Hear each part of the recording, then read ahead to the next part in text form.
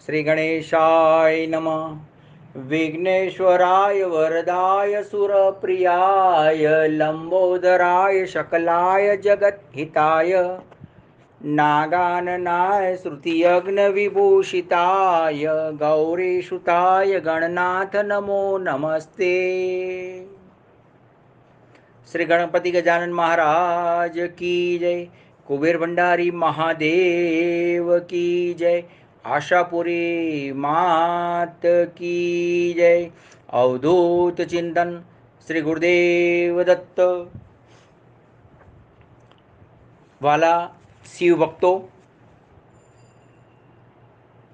कथा सरिता गुजराती यूट्यूब चैनलना माध्यम द्वारा આપણે સૌ શ્રી શિવ મહાપુરાણ કથાનો વાંચન એટલે કે પઠન, શ્રવણ, ચિંતન અને મનન કરી રહ્યા છીએ. શિવજીની પરમ કૃપારૂ પરમાત્માની અનન્ય શ્રદ્ધા અને વિશ્વાસ સાથે કરેલી ભક્તિ સાધકના જીવનમાં ખૂબ જ સરળતાથી આધિ વ્યાધિ ઉપાધિ દૂર કરીને દરેક પ્રકારની ઐશ્વર્ય, શાંતિ અને પરમ સુખની પ્રાપ્તિ કરાવે છે. એવા શિવ પુરાણમાં શ્રવણ કરતા આપ સૌએ જો હજુ સુધી અમારી આ યુટ્યુબ ચેનલને સબસ્ક્રાઈબ ના કરી હોય તો સબસ્ક્રાઈબ કરવા નમ્ર વિનંતી છે.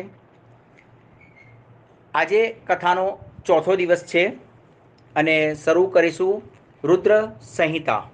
બીજા નંબરની રુદ્ર સંહિતા છે અને એમાં શરૂઆતનો સૃષ્ટિ ઉપાખ્યાન ખંડ એ આવે છે. આપણે ગણપતિ મહારાજનો યાદ કરીને શ્રી ગણેશાય નમઃ.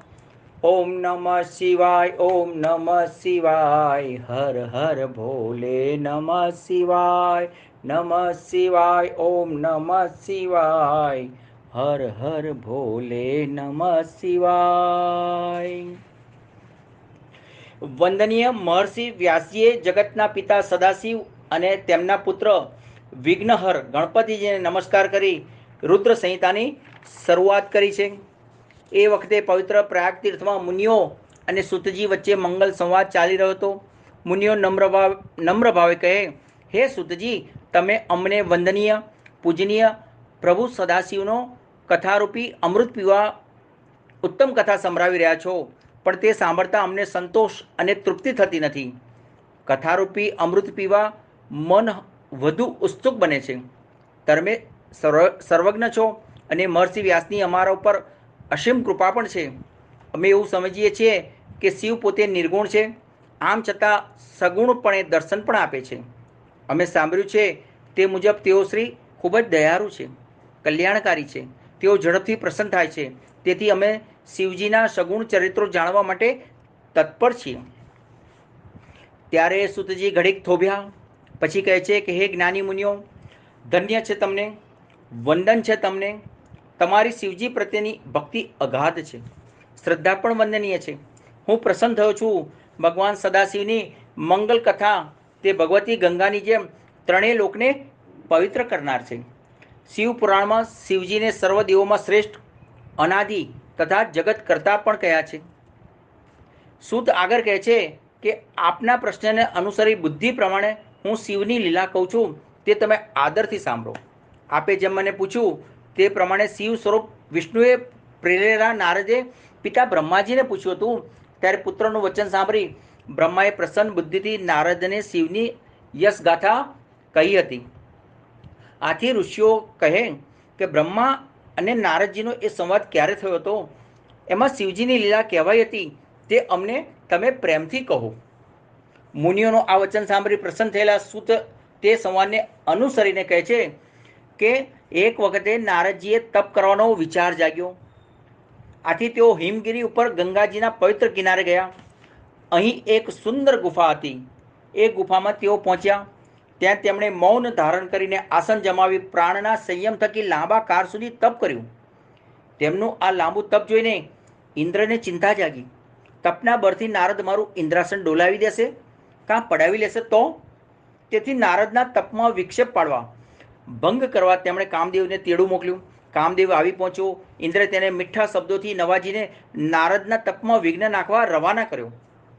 કામદેવ શાબ્દો બન્યો કેટલાક અનુચરોને સાથે લઈ જઈને તેણે અનેકવિધ રીતે પોતાની કલાઓના ઉપયોગમાં લેવા માંડી. આ બધી ઘટનાઓમાં ક્યાંક એની કારી ફાવી નહીં. પ્રભુ મહાદેવની અસીમ કૃપાથી મુનિનું ચિત્ત વિકારી બન્યું નહીં. એનું કારણ જુદું હતું. હા, એ કારણ એ હતું કે અગાઉ આ જગ્યાએ ભગવાન મહાદેવ પોતે તપ કરતા હતા અને તેમાં વિઘ્ન નાખવા કામદેવ આવ્યો હતો. તે સમયે મહાદેવજીએ તેમનું ત્રીજું નેત્ર ખોલીને પેલા કામદેવને ભસ્મ કરી નાખ્યો હતો. તે પછી કામદેવની સ્ત્રી રતિએ પ્રાર્થના કરી એટલે ભગવાન મહાદેવ કૃપા ઉતારીને કહે, થોડા સમય પછી કામદેવ પુનઃ આરસ મરડીને જીવતો થશે, હરતો ફરતો થશે, બોલતો થશે, પણ આ જગ્યામાં ભવિષ્યમાં પણ તેની કારી ફાવશે નહીં. આ પ્રમાણે મહાદેવજીના પ્રભાવથી તે જગ્યામાં નારદ સુરક્ષિત બનીને રહ્યા. આથી તેમણે લાંબા કાળ સુધી તપ પરિપૂર્ણ કર્યું. ત્યારબાદ નારદજી તપથી નિવૃત્ત થયા, પરંતુ શિવજીની માયાથી તેઓ અજાણ હતા. તેમણે તત્ક્ષણ એવો અહંકાર કર્યો કે મેં કામદેવને જીતી લીધો છે. ફરતા ફરતા તેઓ કૈલાસ પર્વત પહોંચ્યા. ત્યાં રુદ્રદેવને શ્રદ્ધાભાવથી વંદન કરી પોતાની સિદ્ધિઓ કહી સંભળાવી છે. રુદ્રદેવ તો દયાળુ અને કૃપાળુ હતા. નારદજીના અજ્ઞાન વિશે જાણીને તત્કાલ તેઓ કહે છે કે હે નારદ, તમારે આ પ્રકારે ક્યાંય કહેવું નહીં, ખાસ કરીને વિષ્ણુને આ વાત કહેવી નહીં. કર્મની ગતિ ન્યારી છે, પ્રબળ છે, આ ગતિને રોકી શકાતી નથી. નારદજી વળી આગળ ચાલ્યા. તેઓ બ્રહ્મલોકમાં આવી પહોંચ્યા. નારદજી પેલી શિખામણ ભૂલી ગયા. તેમની વાણીમાં અહંકાર ભર્યો. તેમણે બધી વાત કરી. બ્રહ્માજીએ પણ શિખામણ આપી, પણ તેના મનોપટ ઉપર અહંકારનો અંકુર ફૂટી નીકળ્યો હોય તેને શું સમજાવવું અને શું સમજવું. નારદજીએ વળી યાત્રા આરંભી. તેઓ ફરતા ફરતા વિષ્ણુલોકમાં પહોંચ્યા છે. વિષ્ણુલોકમાં પહોંચીને નારદજીએ સઘળું વૃત્તાંત વિસ્તારથી કહેવા માંડ્યું. વિષ્ણુ એકાગ્ર ચિત્તે તેમને સાંભળતા ગયા. તેઓ બધું સમજી ગયા. તેઓ નારદજીને કહે કે હે નારદ, તમે તપના ભંડાર સમાન છો. જેનામાં ભક્તિ, જ્ઞાન અને વૈરાગ્ય નથી તેને જ સઘળા દુઃખ દેનારા કામ, ક્રોધ, મોહ આદિ વિકારો જલ્દી થાય છે. તમે તો જ્ઞાન અને વૈરાગ્યથી સદાયુક્ત અને નૈષ્ઠિક બ્રહ્મચારી છો. જન્મથી જ વિકાર વિનાના અને ઉત્તમ બુદ્ધિવાળા. હે મુનિ, કામના વિકારો તમને શું કરી શકે? નારદ હસ્યા, નમસ્કાર કર્યા. પછી કહે, મારા ઉપર આપની કૃપા છે, પછી કામદેવ મારી ઉપર કેમ પ્રભાવ પાડી શકે? આમ કહીને નારદજી ત્યાંથી વિદાય થયા. ઋષિઓ કહે છે કે હે મહાભાગ્યશાળી સુતજી, તમને નમસ્કાર છે. અમારી ઉપર કૃપા કરીને આપ આ અદ્ભુત કથા વર્ણવી છે. તે પછી વિષ્ણુ ભગવાને શું કર્યું તે આપ અમોને કહો. ત્યારે સુતજી કહે છે કે વિષ્ણુનો આભાર માનીને નારદજી વળી આગળની યાત્રાએ પ્રસ્થાન કરી ગયા. વિષ્ણુએ મનમાં શિવજીનું આરાધન કર્યું અને સ્મરણ કર્યું. એમણે શિવજીની અનુમતિ મેળવી અને નારદજીના માર્ગમાં માયાની અદ્ભુત રચનાનું દર્શન કરાવ્યું. નારદ મુનિ યાત્રાએ હતા. ફરતા ફરતા તેઓ એક સુંદર નગર સમીપે પહોંચ્યા. તે નગરનો રાજા શીલનિધિ પોતાની દીકરીનો સ્વયંવર રચવાની તૈયારીમાં હતો. તેણે આખા નગરને શોભાયમાન કર્યું હતું. શણગારમાં કશું બાકી રાખ્યું ન હતું. સ્વયંવરમાં અનેક દેશ દેશાવરથી રાજપુરુષો, રાજકુમારો, તેજસ્વી જુવાનો આવ્યા હતા. દેવ પ્રેરણાથી જ નારદજી એ નગરમાં પહોંચ્યા. તેમણે આવેલા જોઈને શીલનિધિએ તેમનું ભવ્ય સ્વાગત કર્યું. પોતાની પત્ની પુત્રીને બોલાવીને નારદને વંદન કરાવ્યા. રાજાએ મુનિને શ્રદ્ધાભાવથી વંદન કરીને રાજપુત્રીનું ભવિષ્ય કથન કહેવા પ્રાર્થના કરી. પેલી કન્યાનું દિવ્ય રૂપ જોઈને નારદજી મોહિત બન્યા. કન્યાને પ્રાપ્ત કરવાની તીવ્ર ઈચ્છા એમના હૈયે જાગી. જોકે તે પરે તેઓ ભીતરની ઈચ્છા પ્રગટ કરી શક્યા નહીં. એમણે તે ઘડીએ એટલું જ કહ્યું કે આ કન્યાને દેવતુલ્ય અને કામને જીતનાર પતિ પ્રાપ્ત થશે. આ તેજોમય દિવ્ય રાજકન્યાને સ્વયંવરમાં કેવી રીતે હાંસલ કરવી તેના અવનવા વિચારો કરતા નારદને સૂઝ્યું કે નારીને હંમેશા સૌંદર્ય આકર્ષતું હોય છે. તે તેને વહાલું પણ હોય છે. માટે જો વિષ્ણુનું સૌંદર્ય મને જો પ્રાપ્ત થાય ને તો તે જરૂર મને જ પુષ્પની મારા આરોપ છે. એ રીતે હું તેનો કંથ બનીશ. આમ વિચારીને તેઓ વિષ્ણુ પાસે પહોંચ્યા. નારદજીએ વિષ્ણુને સઘળી વાત કરી. તેમણે તેમના જેવું અધકેરું સૌંદર્ય પામવાની ઈચ્છા દર્શાવી. વિનંતી પણ કરી. મુનિની આ વાણી સાંભળતા જ વિષ્ણુ ખૂબ જ હસ્યા. શિવજીની માયાનો પ્રભાવ વિચારીને કહે કે હે મુનિ, તમે તમારી ઈચ્છા મુજબની જગ્યાએ જાઓ. હું તમારું હિત થાય ને તે મુજબ કરીશ. તે પછી વિષ્ણુએ નારદજીને પોતાનું રૂપ આપ્યું, પરંતુ મુખ વાનર જેવું બનાવી આપ્યું. નારદજી વિષ્ણુનો પ્રભાવ સમજી શક્યા નહીં. તેઓ પ્રસન્ન ચિત્તે આગળ વધ્યા, સ્વયંવરમાં આવ્યા, પોતાના આસને જઈને બેઠા. તેઓ વિચારી રહ્યા, હવે અવશ્ય રાજકન્યા મને જ પરણશે, તેના હાથમાંથી પુષ્પ મારા ગળામાં જ શોભાયમાન થશે. વિષ્ણુએ રચેલી માયા મુજબ સભા સ્થળે ઉપસ્થિત સર્વ કોઈ નારદજીને તેમના મૂળ મુનિ સ્વરૂપને જ નિરખી રહ્યા હતા, એટલે તેઓ ત્યાંનો ભેદ સમજી શક્યા નહીં. દરમિયાન શ્રેષ્ઠ અને ઉત્તમ અલંકારોથી સજ્જ રાજકન્યા હાથમાં પુષ્પમાળા લઈને સભામાં આવી. આ કન્યા ફરતી ફરતી નારદ મુનિ નજીક આવી. નારદજીનું વાનર મુખ જોઈને દ્રષ્ટિ ફેરવીને તે આગળ વધી ગઈ છે.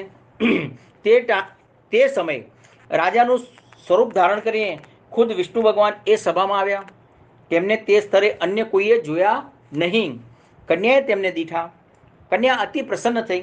ખુશીથી તેણે વિષ્ણુના કંઠમાં વરમાળા આરોપી. તે કન્યાને લઈ તેઓ અંતર્ધ્યાન થઈ ગયા.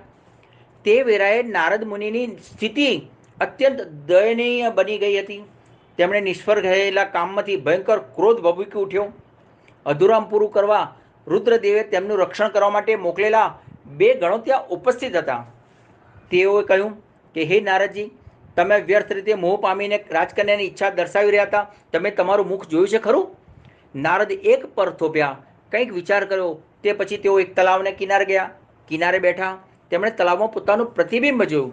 જોતા જ હબકી ગયા. ઓહ, પોતે આવા છે વાનર સ્વરૂપ! તેમનો ક્રોધ આથી બમણો થઈ ગયો. તેમણે ગણોને શ્રાપ આપ્યો કે તમે મારી મસ્કરી કરી છે, ઠઠ્ઠો કર્યો છે, માટે તમે રાક્ષસ બની જશો. મોહ પામેલ મુનિને જાણનારા તે રુદ્રગણો સમજુ હતા, જ્ઞાની હતા. સદાશિવની ઈચ્છાને માન આપીને તેઓ તેમના સ્થાને ચાલ્યા ગયા. આ બધી શિવજીની જ ઈચ્છા મુજબ થાય છે એમ માનતા સદાકાળ શિવની સ્તુતિ કરવા લાગ્યા છે. ઋષિઓ કહે છે કે હે વંદનીય સુતજી, તમે અદ્ભુત કથા કહી. શિવની એ માયાને પણ ધન્ય છે. ચર અચર બધું જગત તેને આધીન છે. તે પછી નારદજીએ શું કર્યું તે વિશે સવિસ્તાર કહો. સૂત થોડીવાર શાંત બેઠા. પછી કહે છે કે તે વખતે નારદજી એટલું સમજ્યા કે વિષ્ણુએ આવું કપટ કર્યું. તેથી વિષ્ણુ પર ગુસ્સે ભરાયેલા નારદજી વૈકુંઠમાં ગયા અને કહે કે હે વિષ્ણુ, તમે ઉત્તમ વિચારવાળા નહીં, કિંતુ મલિન વિચારવાળા છો. તમે બીજાનું હિત કલ્યાણ જોઈ શકતા નથી. તમે અગાઉ પણ મોહિનીનું સ્વરૂપ ધારણ કરીને દેવોને અમૃત પાઈ દીધું હતું. મહેશ્વરે કૃપા કરીને ઝેર પી લીધું ન હોત ને તો તમારું કપટ ક્યાં ચાલત? શિવજીએ તમને સ્વચ્છંદી બનાવ્યા છે. આજે હું તમને તમારા કર્મોનું ફળ અવશ્ય ચખાડીને જ રહીશ.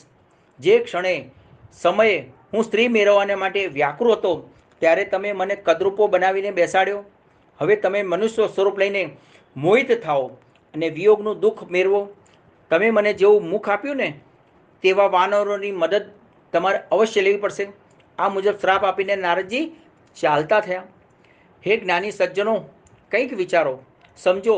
મોહ કેવી વિષમ અને દુઃખદ સ્થિતિનું નિર્માણ કરે છે. ગીતામાં પણ કહ્યું છે કે સંગના પ્રભાવમાં કામ જાગે છે.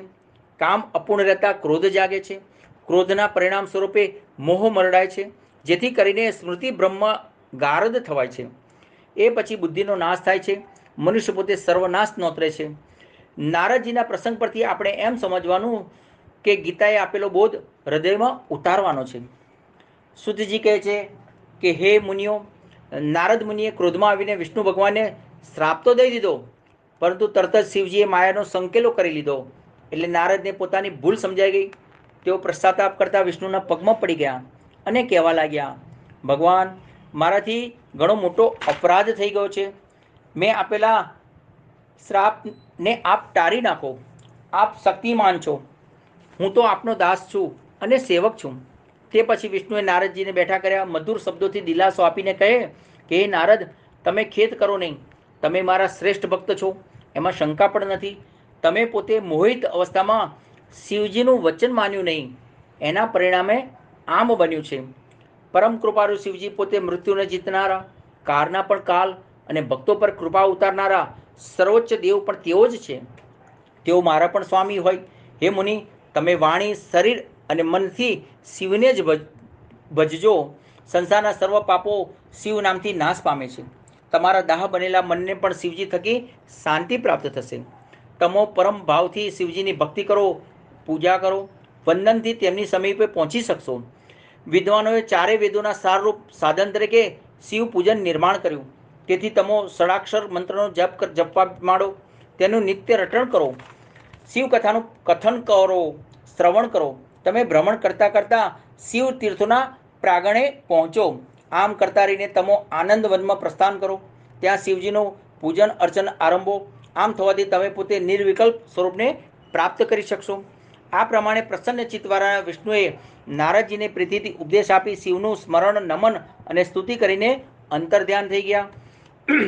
સુતજી કહે છે કે હે વિપ્રો, વિષ્ણુ અદ્રશ્ય થયા પછી નારદજી શિવજીના લિંગોનું ભક્તિભાવથી દર્શન કરતા કરતા પૃથ્વી પર ભ્રમણ કરવા લાગ્યા. આ સમય દરમિયાન ભગવાન શિવજીના બે ગણોને સ્વયંવરમાં શ્રાપ દીધો હતો ને, તેઓ તેમને સામે મળ્યા. શિવ ગણોએ નારદજીને નમસ્કાર કર્યા, હેતભાવથી જોઈ રહ્યા અને કહે, હે મુનીશ્વર, રાજપુત્રીના સ્વયંવરમાં પરમેશ્વરથી પ્રેરાઈને તમે અમને શ્રાપ દીધો હતો.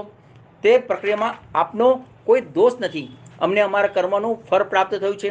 પણ હવે શાંત થાઓ, પ્રસન્નતાપૂર્વક આપની કૃપા ઉતારો અને દયા કરો. મુનિ નારદજી એક પર વિચારમાં ગરકાવ બન્યા. પછી તેઓ કહે કે હે શિવગણો, પરમ કૃપાળુ શિવજીની ઈચ્છાથી મારી બુદ્ધિ બહેર મારી ગઈ હતી, તેથી કરીને મેં તમને શ્રાપ દીધો. એ અપરાધ હતો. એ અપરાધ ક્ષમા કરો. હું શ્રાપનો ઉપાય કહું છું, પણ તમે શ્રાપ ગ્રહણ કર્યો છે તે પ્રમાણે તમે બંને બલવાન અને પ્રતાપી રાક્ષસ થશો. તમે રાક્ષસ રાજા તરીકે ખ્યાતિ મેળવશો. ભગવાન સદાશિવ બીજું સ્વરૂપ ધારણ કરીને તમારો ઉદ્ધાર કરવા માટે આવી જશે. તે પછી બંને ગણો શ્રદ્ધાભાવથી વંદન કરીને ત્યાંથી રવાના થયા. નારદ મુનિએ તે પછી તીર્થાટને નીકળ્યા. ફરતા ફરતા કાશીપુરી બાજુ આવ્યા. ભગવાન શિવજીના દર્શન શુદ્ધ ચિત્ત ભાવે કરવાથી ઘણી પ્રસન્નતા પ્રાપ્ત થઈ. તે પછી તેમણે શિવ તત્વ વિશે વિશેષ જાણવાની ઈચ્છા જાગી. તેથી તેઓ બ્રહ્માજીને મળ્યા. બ્રહ્માજી સત્યલોકમાં બેઠા હતા. તેમની સમક્ષ જઈને આદરભાવથી વંદન કરીને ઊભા રહ્યા. અત્યંત ભાવથી કહે કે હે પિતામહ, આપની કૃપાથી વિષ્ણુના મહિમા વિશે ઘણું બધું જાણી શકાયું છે, પરંતુ શિવ તત્વ અંગે કંઈ જાણવા મળ્યું નથી. હે દેવ દયાળુ તાત, શિવજી નિર્ગુણ છે છતાં સગુણ કેમ? તેમનું સત્ય સ્વરૂપ શું છે તે મને સમજાવો. પ્રભુ શિવના ભક્તો કહે છે કે તે તરત પ્રસન્ન થાય છે, દયાળુ અને કૃપાળુ છે. તેઓ ભક્તનું દુઃખ કદી જોઈ શકતા નથી. એટલું જ નહીં, વળી તમે બ્રહ્મા, વિષ્ણુ અને મહેશ્વર એ ત્રણેય દેવો શિવજી પ્રભુના અંશથી ઉત્પન્ન થયા છો. તેમજ મહેશ્વર પૂર્ણ અંશરૂપ હોવાથી તે પરમ શિવરૂપે પૂજનીય પણ છે. તેથી તેમની શ્રદ્ધાભાવથી પૂજા થાય છે. ભગવાન શિવજીને સતી પાર્વતી કઈ રીતે મળ્યા અને તેઓના પ્રબર પરાક્રમી પુત્ર કાર્તિકેયના અવતરણની કથા પણ કહો. આ બધું શિવ તત્વ જાણવાના હેતુથી હું તમારી સન્મુખ આવ્યો છું. આ પ્રમાણે નારદજીનું વચન સાંભળી લોક પિતામહ બ્રહ્માજી આ વિશે કહેવા લાગ્યા. બ્રહ્માજી કહે છે કે હે ઉત્તમ વિપ્ર, લોકોનો ઉપકાર કરનારા તમે લોકહિતની ઈચ્છાથી યોગ્ય પૂછ્યું છે. હે પુત્ર, શિવજીનું રહસ્ય અદ્ભુત છે. હું વિષ્ણુ કે અન્ય કોઈ દેવ તેને પૂર્ણ રીતે સમજી અને જાણી શક્યા નથી. તેઓ દિવ્ય છે. અમુક કાર્ય કરીને પરબ્રહ્મને એકમાંથી અનેક થવાની ભાવના જાગી. ઈચ્છા પ્રબળ હતી. એકલા વિહાર કરતા ઈશ્વરે પોતાના સ્વરૂપમાંથી એક શક્તિ પ્રગટ કરી. જે શક્તિને જ્ઞાનીઓ, વિદ્વાનો પ્રધાન પ્રકૃતિ અથવા પરામાયા કહે છે. તે શક્તિ ત્રણેય દેવોને ઉપજાવનારી મૂળ કારણરૂપ આદ્ય શક્તિ પણ કહેવાય છે. તે અષ્ટભુજા અંબિકા છે. સદાશિવ પોતે પરમ પુરુષ છે. તેમનો કોઈ ઈશ્વર નથી. શક્તિની સાથે રહીને તેમણે એક ક્ષેત્રનું સર્જન કર્યું. તે ઉત્તમ શ્રેષ્ઠ ક્ષેત્રને કાશી પણ કહે છે. તે પરમ મોક્ષ બક્ષનારું ઉત્તમ સ્થાન છે. આ દિવ્ય ક્ષેત્ર આનંદનું કારણ હોય તેને આનંદ વન પણ કહેવાય છે. સુતજી કહે છે કે હે મુનિશ્રીઓ, એક ટાણે શિવ અને શક્તિ આનંદ વનમાં ફરતા હતા. તે વખતે તેમને ઈચ્છા થઈ કે આપણું તમામ કાર્ય સંભાળી શકે એવા કોઈનું સર્જન કરવું જોઈએ. આ રીતે વિચારણા કરીને શિવજીએ શક્તિના ડાબા અંગમાં અમૃતનો સંચાર કર્યો. તેથી કરીને સુંદર પુરુષ અવતરણ પામ્યો. તે ક્ષણ અધકેરી હતી. પુરુષનું પ્રાગટ્ય અવર્ણનીય હતું. તે સુંદર હતો, શાંત, સત્વગુણથી સબર હતો. તે ઉપમા રહિત કમર જેવા નયનોવાળો, લાંબી વિશાળ ભુજાઓવાળો, તંદુરસ્ત પણ હતો. પ્રગટ થતાં તેણે પરમેશ્વર શિવજીને ભાવપૂર્વક રીતે વંદન કર્યા અને પછી કહ્યું કે હે પ્રભુ, મારું નામ કહો અને મારું કામ પણ કહેશોજી. શિવ અને શક્તિ તેને નિહાળીને અત્યંત પ્રસન્ન થયા. તેમણે કહ્યું, તમે વ્યાપક હોય વિષ્ણુ નામે વિખ્યાત થશો. તમે દ્રઢતાથી ભાવથી તપ કરો. આટલું કહીને શિવ શક્તિ અંતર્ધ્યાન થયા. શિવજીની આજ્ઞા મુજબ વિષ્ણુએ તપનો પ્રારંભ કર્યો. હૃદયમાં શિવ નામનું સ્મરણ શરૂ થયું. લાંબા તપ પછી તેઓ જ્યારે ધ્યાનમાંથી જાગ્યા તે વેળા તેમને થયેલા પરિશ્રમથી તેમના શરીરમાંથી જલધારાઓ વહી ચાલી. એ જલમાં જે કંઈ શૂન્ય હતું ને તે સર્વ સબળતાથી ખીલી ઉઠ્યું. થાકેલા વિષ્ણુ તે જળમાં લાંબો સમય સૂઈ રહ્યા. જળમાં સૂતા હોવાથી તેમનું નામ નારાયણ નક્કી થયું. સર્વ પ્રકૃતિનું કાર્ય પુરુષ વિના જડ સ્વરૂપ હતું. આ સમયે 24 તત્વોએ શિવજીની ઈચ્છાથી ગ્રહણ કરી વિષ્ણુ બ્રહ્મ સ્વરૂપે જળમાં સૂઈ રહ્યા.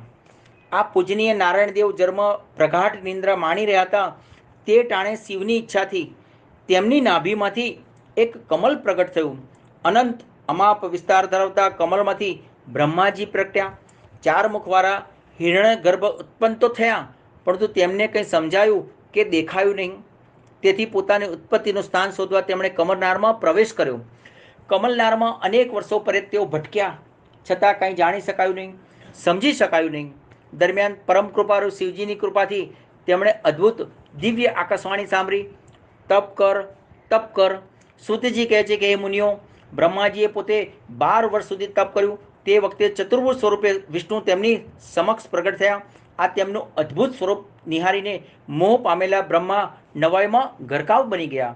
બ્રહ્માજી વિષ્ણુને ઓળખી શક્યા નહીં, એટલે કહ્યું, તમે કોણ છો? ધીમું હાસ્ય વેરતા વિષ્ણુ કહે, હે વત્સ, તમે ભલે પધાર્યા. તમારી સર્વ મનોચ્છા અને કામના પૂરી કરીશ. વસ્ત્રનું સંબોધન થયું ને એટલે બ્રહ્માને ખૂબ માઠું લાગ્યું. તેમનો રાજસ સ્વભાવ તત્ક્ષણ જાગી ઉઠ્યો. તેઓ વિષ્ણુને ઠપકો આપીને કહે છે કે ગુરુ જેમ શિષ્યને કહે ને તેમ તમે મને વસ્ત્ર કેમ કહો છો? હું પોતે સ્વયંભૂ અજન્મા પિતામહ છું. વિષ્ણુ તે વખતે કહે, તમે તો મારી નાભીમાંથી પ્રગટેલા કમરમાંથી અવતરણ પામ્યા છો, તે કઈ રીતે ભૂલી શકો? હે બ્રહ્મા, તમે નહીં પણ હું જ સર્વવ્યાપક દેવ પરમાત્મા છું. સમગ્ર જગત મારું સ્વરૂપ કહી શકાય. તેથી જ મારે શરણે આવો, મારા આશ્રયે પગલાં માંડો. પરમ વંદનીય શિવજીની માયાથી મોહ પામેલા બ્રહ્માજી તિરસ્કારયુક્ત ભાવે કહે, તમે મિથ્યા વચન વધી રહ્યા છો. પિતામાં હું પોતે છું, મારા સિવાય અન્ય કોઈ નથી. વાત વણસી ગઈ. વિવાદ ઉગ્ર બન્યો. ટપાટપી જલદ બની. વાત યુદ્ધમાંથી જુદું જ ચિત્ર ખડું થયું. બંને વચ્ચે ભીષણ બાહુ યુદ્ધનું મંડાણ થયું. આ યુદ્ધના પરિપાક રૂપે સમુદ્રના પાણી પણ ખરભરી ઉઠ્યા. ગગન અને ધરતી પણ ધમધમી ઉઠ્યા. વૃક્ષોના પર્ણો ફફડી ઉઠ્યા. વિહંગો પણ થીજી ગયા છે. દરમિયાન તેમના આશ્ચર્યની વચ્ચે તેમની સન્મુખ પ્રલયકારના અગ્નિ જેવું, વિશ્લેષણ નહીં થઈ શકે તેવું આદિ કે અંત વગરનું એક લિંગ પ્રગટી આવ્યું. લિંગને જોતા જ વિષ્ણુ કહે કે હે બ્રહ્મા, હવે તમે શા માટે વિવાદ કરી રહ્યા છો? આ જગ્યાએ કોઈ ત્રીજું પ્રગટ થયું છે, તે અંગે તમે જાણો છો? હવે યુદ્ધને થંભાવી દઈએ, જોઈએ કે ત્રીજું કોણ છે. અને થાંભલા જેવા પ્રકાશમાન લિંગ વિશે જાણવા હું નીચેના ભાગે જાઉં છું, તમે ઉપરના ભાગે પહોંચો. તે ક્ષણે વિષ્ણુએ વરાહનું સ્વરૂપ ધારણ કર્યું છે. બ્રહ્માજી બન્યા હંસ. બ્રહ્મા ઉપર ઉડ્યાવા લાગ્યા. તે વખતે વેગેલા વરાહ રૂપે વિષ્ણુ નીચે ગતિ કરી ગયા.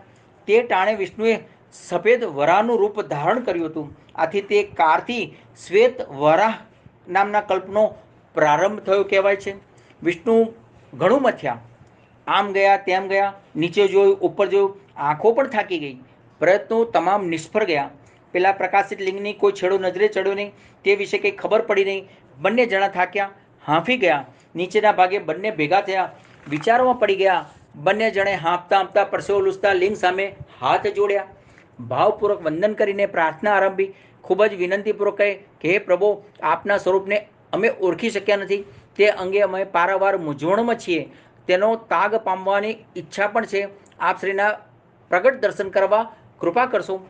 આમ અમે મદને ધારણ કરી નમસ્કાર કર્યા કરતાં અમારા 100 વર્ષો વીતી ગયા છે. બ્રહ્માજી કહે છે કે મુનિ શ્રેષ્ઠ, સદા ત્યાં રહી અમે બંને દેવો દર્શનની ઈચ્છાથી પ્રાર્થના કરતા રહ્યા અને ગર્વરહિત બન્યા. તે વખતે શબ્દ બ્રહ્મરૂપ ઓમકારનો ધ્વનિ મંડરાયો. બંને જણ ભાવનામય બનીને તે ધ્વનિ સાંભળી રહ્યા.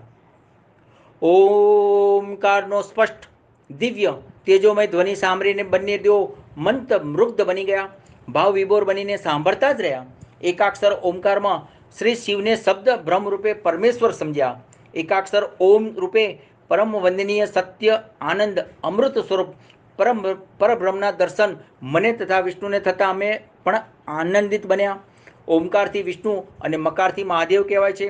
અકાર વડે સૃષ્ટિનું સર્જન, ઉકાર વડે થકી મોહ પ્રાપ્તિ અને મકાર દ્વારા નિત્ય કૃપા મળે છે. આવું ઓમકાર સ્વરૂપ નિહારીને અમે તત્ક્ષણ ભગવાન સદાશિવની સ્તુતિ આરંભી છે. સ્તુતિ કરતા મને તથા વિષ્ણુને પ્રભુ શિવના શબ્દ સ્વરૂપનું અદ્ભુત દર્શન થયું. આ દર્શનથી અમે પ્રસન્નતા અનુભવી રહ્યા છીએ. તેને 5 મુખ, 10 હાથ હતા અને કપૂર જેવું દિવ્યતાથી અંજાયેલ અને મંજાયેલ શરીર અલંકારોથી શોભી રહ્યું હતું. શ્રદ્ધા અને પ્રેમાર ભાવથી મેં અને વિષ્ણુએ નમસ્કાર કરીને શબ્દ બ્રહ્મ સામે દ્રષ્ટિ કરી. અમને ઓમકારથી પ્રગટ થયેલો 5 કલાવાળો 38 અક્ષરવાળો મંત્ર દેખાયો.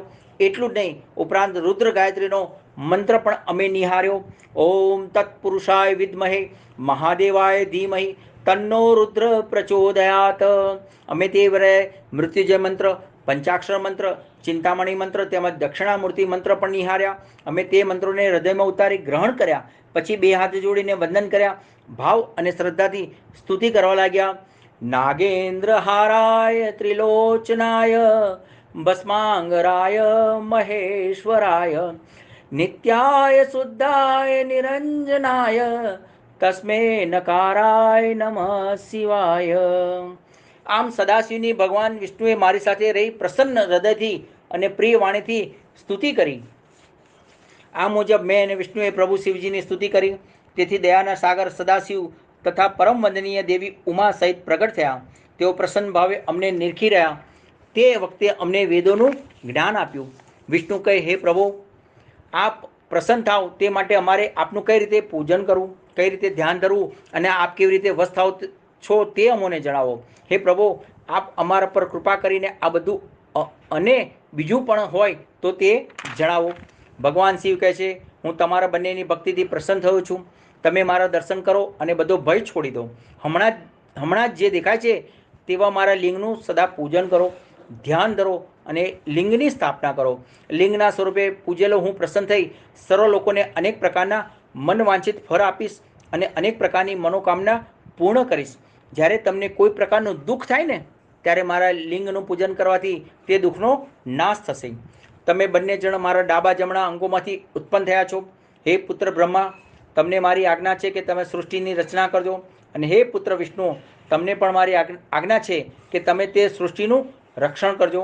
તેમજ મારો અંશ રુદ્ર પ્રગટ થશે, તે સંહારનું કાર્ય કરશે. તમારા પર હું પ્રસન્ન છું. તમે આ પરે વરદાન માગી શકો છો.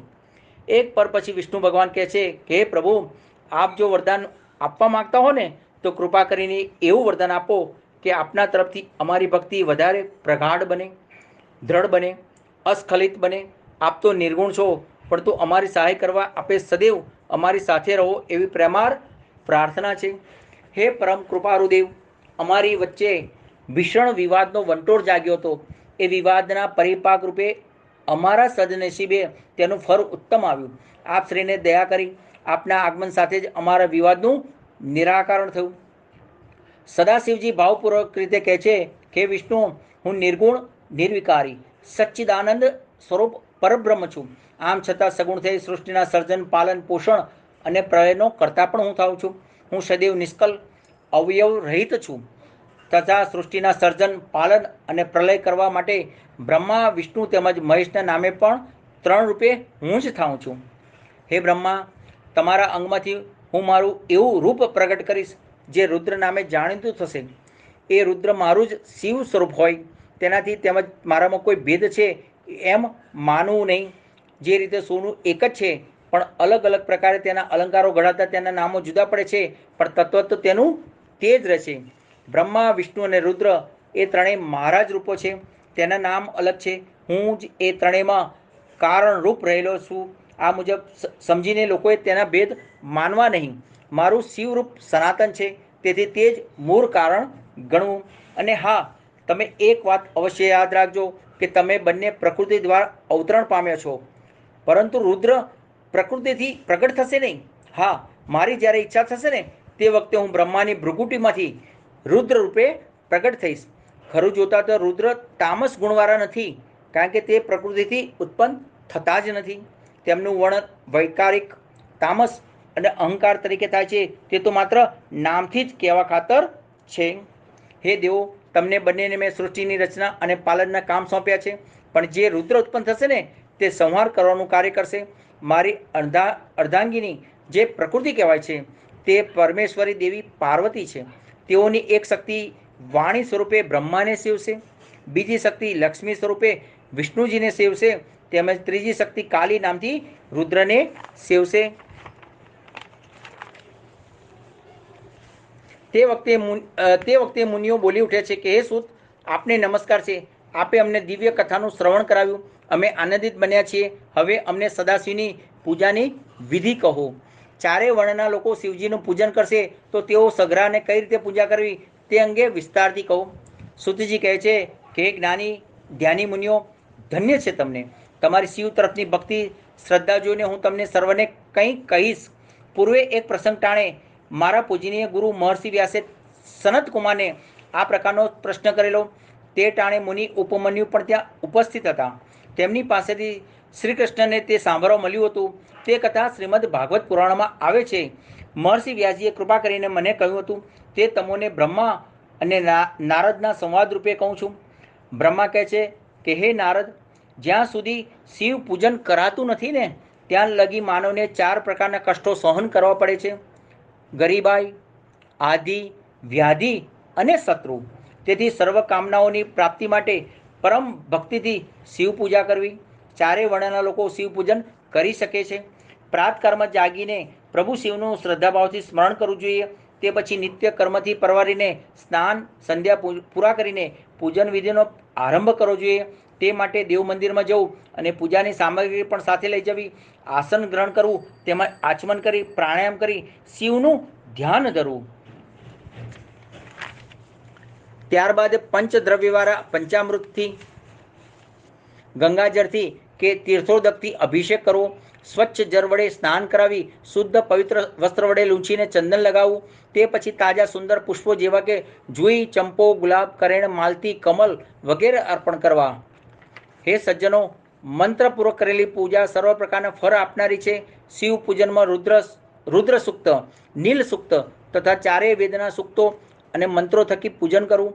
પુરુષ સૂક્તથી પણ પૂજન કરી શકાય છે. શિવલિંગ એ સાક્ષાત શિવ તત્વ છે, માટે તેનું વિધિપૂર્વક પૂજન કરવું. પંચાક્ષરથી મંત્ર જ કરવો. તે પછી હાથમાં પુષ્પો લઈને ઊભા થઈને નીચે પ્રમાણે બોલીને શિવને પુષ્પો ચડાવી શકાય. મંત્રહીનમ ક્રિયાહીનમ ભક્તિહીનમ સદાશિવમ યત્કૃતમ મયા દેવ પરિપૂર્ણ તદસ્તુ મે અનેન પૂજા કર્મણા સર્વાંતયામી ભગવાન સદાશિવ પ્રિયંતામ પ્રીતો ભવતુ. ઓમ તત્સત બ્રહ્માર્પણમસ્તુ. નમઃ પાર્વતી પતે. હર હર મહાદેવ હર. હે દિવ્ય દેવ, સમજણપૂર્વક કે અજાણતા મેં આપશ્રીના જે જપ પૂજન વગેરે કર્યા છે તે આપની દયા કૃપાથી પરિપૂર્ણ થાવ. જન્મો જન્મ મારી આપશ્રીમાં દ્રઢ ભક્તિ થાવ. શ્રદ્ધાભાવ અડગ રહો. મારે બીજું કોઈ શરણું નથી, આધાર નથી. કેવળ તમે જ મારા નાથ છો અને મારા આધાર છો. હે મુનીશ્વર, આ રીતે શિવજીની પૂજાનો વિધિ કહ્યો. હવે નારદ, તમે શું સાંભળવા ઈચ્છો છો?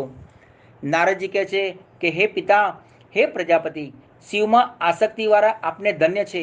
આપ પૂજન વિધિ સવિસ્તાર મને કહો. બ્રહ્મા કહે છે કે હે દેવતાઓ, હવે સર્વ સુખ આપનારો એવો સર્વોત્તમ પૂજન વિધિ કહું છું, તે ધ્યાનપૂર્વક સાંભળો.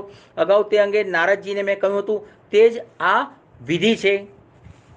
હે દેવો, પ્રાતકાળે બ્રાહ્મ મુહૂર્તાને ઉઠી ભગવાન સદાશિવનું શ્રદ્ધાભાવથી સ્મરણ કરવું તેમજ પ્રાર્થના કરવી કે હે દેવાદિદેવ, હે કરુણાનિધિ, પાર્વતીપતિ, જગતનું કલ્યાણ કરો. મારા હૃદયમાં આરૂઢ થયેલા આપ મને જેવી પ્રેરણા આપો એવું હું કાર્ય કરું. હે પરમ કૃપાળુ, મારા અંતરમાં આપ શ્રી ધર્માનુસાર પ્રેરણા કરજો. તે પછી પોતાને નિત્ય કર્મ કરી સ્નાન કરી શુદ્ધ થઈ શુદ્ધ વસ્ત્રો પરિધાન કરીને પવિત્ર સ્વચ્છ સ્થાને બેસીને પૂજન કરવું.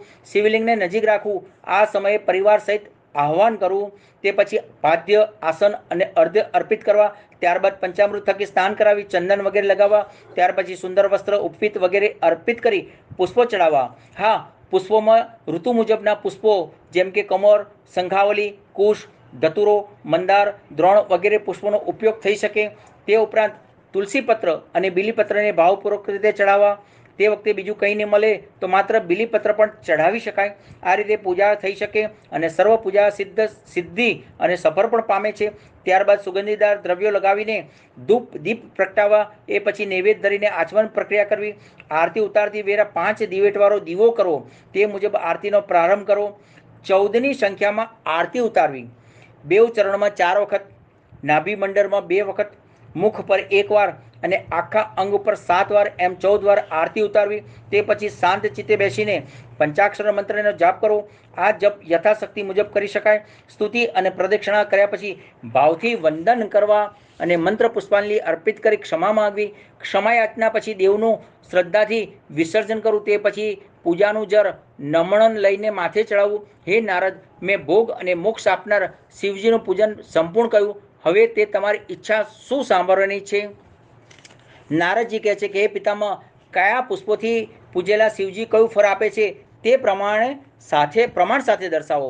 ત્યારે બ્રહ્માજી કહે છે કે લક્ષ્મી મેળવવાની ઈચ્છાવાળાએ કમલ, બિલીપત્ર, સતપત્ર અને શંખાવલીના પુષ્પોથી શિવજીનું પૂજન કરવું. રાજ્યની ઈચ્છાવાળાએ 10 કરોડ પાર્થિવની પૂજા કરી શંકરને પ્રસન્ન કરવા.